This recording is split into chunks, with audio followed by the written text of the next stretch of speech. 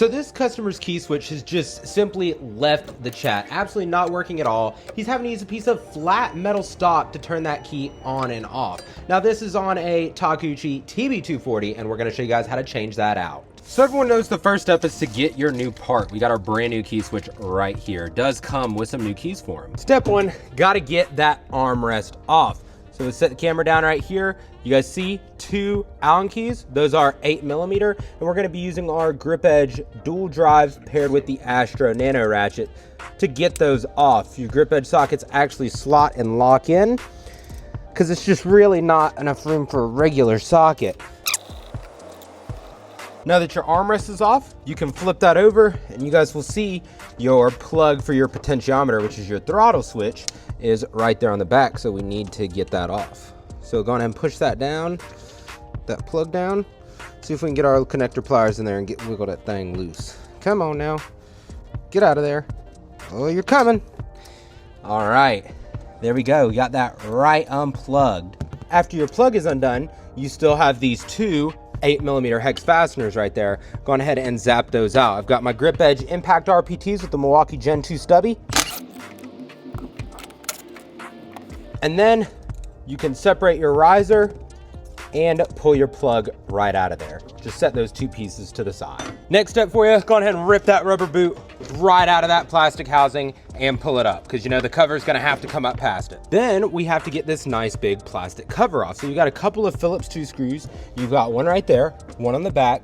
If we look down on the back, you can see 2 more down there in the corner, and then you do have one up front right there. I do believe that is all of them. Let's get them out. And what's super cool, when we went to Pipeline, this was in the little goodie box that they gave us, and it has this real nifty looking 1/4-inch magnetic screw holder on it. Perfect time to give this a whirl, and we're gonna use the new subcompact. Let's go crazy.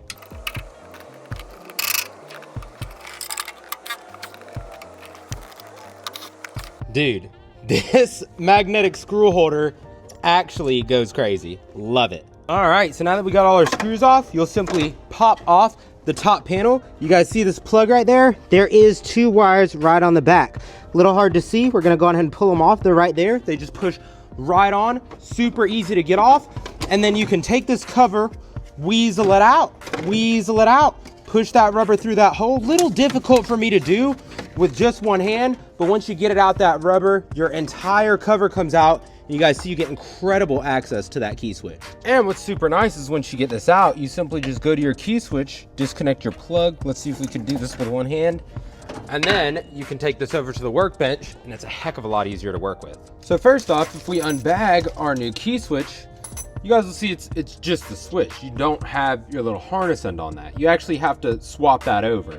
Now you can buy it with the harness end attached, but if it's not messed up, why pay the extra money? Just get the key switch and rewire your old harness on. So we're gonna get this zip tie right here. Come on, get off of there, man. Cut that zip tie and pull our rubber boot back. Get off of there. Goodness, these rubber boots always like to be a little bit of a pain. So let's get that off. Come on. I normally flip it over, and then once you get that boot off, what I normally like to do is just take a quick picture. So I got my phone there. Make sure you get some of your letters and everything in there. Snap. That way you know that you're putting the wires in the exact right spot, and they are all labeled on the back of the key switch, as you guys see there. Now let's zap off the 3 screws for the 3 little prongs that we are going to use for this project. And also, I do want to tell you guys, they do actually have labels on them that will tell you which prong to put them on in case you forget to take a picture, but sometimes these are missing, they've rubbed off. So I always like to double take and do that picture just in case. Now, let's remove these screws and get our wires swapped over. And boom, our old key switch is unwired, just that quick. Now, let's go ahead and get our new switch wired up.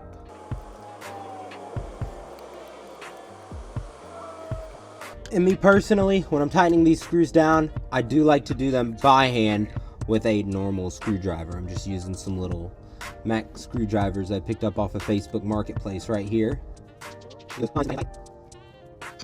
And then you'll just flip your rubber back. The rubber is probably one of the biggest pains on doing these kiss switches. Take it, push it right back over that key switch right there.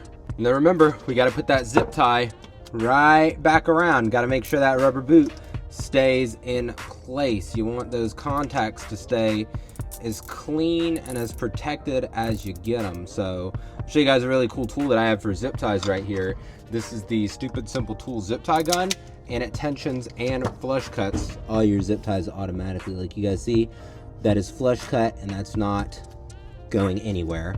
Now to actually get the old key switch out of the housing. These key switches are actually slotted, so when you put them in there, they kind of lock themselves. So you simply need a pair of pliers and you'll crack that cap loose. Go on and spin that off. And you just push that joker right on out. Now what we're gonna do is take our cap and everything off this new key switch. It comes with the brand new key cap, all your new lock washers and everything. Set those right to the side. You guys kind of see that slot in your plastic casing and the slot on the key switch right there. That's actually what locks it up. So we'll take this, throw it right under there in the bottom. That's locked in place. It's not gonna spin all over from side to side.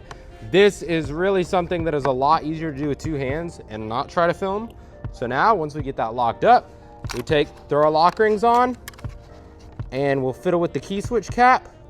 And now it's a little bit of a pain, again, when you're trying to film and do all this, so I may have to cut, to be honest. Nope, we actually did it. Look at that, you guys. Grab the pliers, do a couple extra turn. For those of you guys that have not tried these Knipex Cobras out, the best water pump pliers I have ever used by far, and I love the push button style. And now you guys see that key switch is in. We can try to turn that. That's not going anywhere. Locked in. Now we're on to the final steps. But before you actually finish, reinstalling your whole cover and all that, you're gonna wanna plug your key switch back in and just verify, that you got everything hooked up and it's doing what it's supposed to do. So we got that hooked up. We're gonna put our key in there. It turns on, and let's try to turn it over. You guys will see that machine fired right up. There was nothing, critical unplugged, so you can go on ahead and try it. Now, put the whole cover back on the same way you took it off.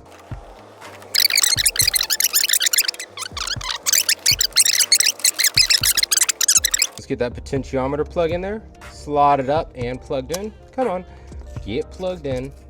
There we go. And then we'll just take our little riser. And now remember, the riser went on the back side, but what's cool is it leaves those little marks. So you can really just line those marks up, throw your bolts in, and then run them down with the impact, and it'll be at the exact same spot it was, when you first came to it. So got that one hex key in, do the second one. Now, let's get everything as lined up as we can. But we're doing it with one hand for the camera and run them things in.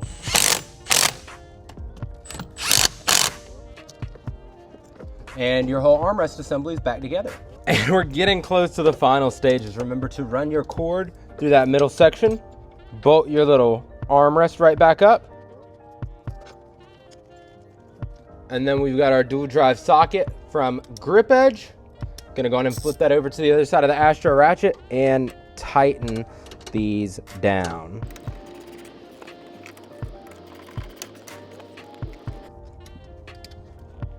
And then right for the finale, to finish it up, we just got to get our boot slotted back up in there. We're going to try to do this by hand, but if I do struggle, I have this door trim tool set from them, and it's really nice for pushing that rubber down into these grooves right where I want it. I normally start on the back corner because it's the most inaccessible corner, and then I try to just work my way around, slotting it back in. Start right here. Come on. All right, so that's gonna be a little hard to push up under there, so we're gonna take my door trim tool, and you'll hear it all fall into place. Double check, make sure it doesn't pop out. And for the true final step, go on ahead and get your keys and verify that the machine will turn on and crank with this new key switch. And just that quick, we know we have successfully swapped a key switch in a Takuchi TB240.